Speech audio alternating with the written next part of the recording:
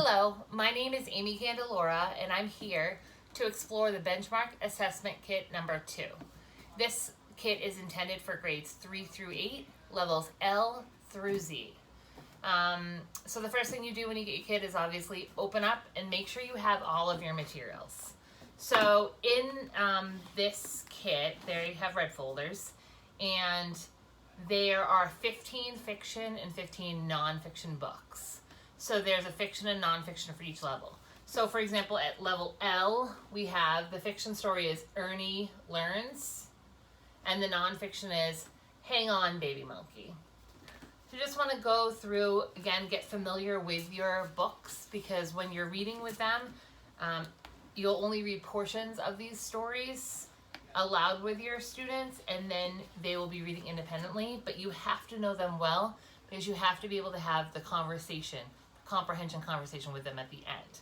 So it's easiest if you know them well.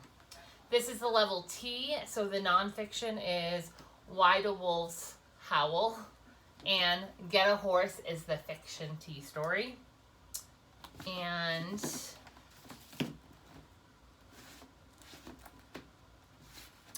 the level Z stories are The Train at the Top of the World is the nonfiction, and Surviving the Blitz is the fiction story. It's one of my favorites. So the teacher who I borrowed this kit from does have some masters of the copies, the BAS forms. So for example, Hang On Baby Monkey, she has them organized in each folder and has them double-sided copied so that when she's assessing a student, she can just grab what she needs right from her own kit. That is a smart idea. Have them as many on hand, have them stapled and ready to go. Makes giving this assessment much easier. So beyond the books and the folders, there are many books that go with this. So I'm going to show you those right now. The first being the assessment guide. Again, this is for level 2. In the assessment guide, this is the how-to. If you have any questions about how to administer the BAS or how to score, this is your go-to. It has a lot of quick tips and things like that that you can take a look at. This is also a book that gives you optional assessments and other materials to organize your data. So this is a go-to book for sure. The next is, this one came with the CD-ROM. The CD-ROM has all the forms that you can print off for every BAS form. It also has all the additional assessments that if you have a tricky student and you want to learn more about them, this is something that you can definitely take a peek at. I know in grades 3 through 8, sometimes students aren't making the adequate growth that we would hope, and you want to learn more. This is a place to go because they have the assessments already for us. The next one, I have to admit, in my kit, I didn't find the number 2 of the assessment forms. This is the book. Every kit should have this. The person that I borrowed this one probably has it in a different location, because this is the book that you copy things from. So every form that you need, it has clean copies of every form. It also has all the additional assessments so that you can just make a copy or print them out. Today, many of the assessment forms are found online.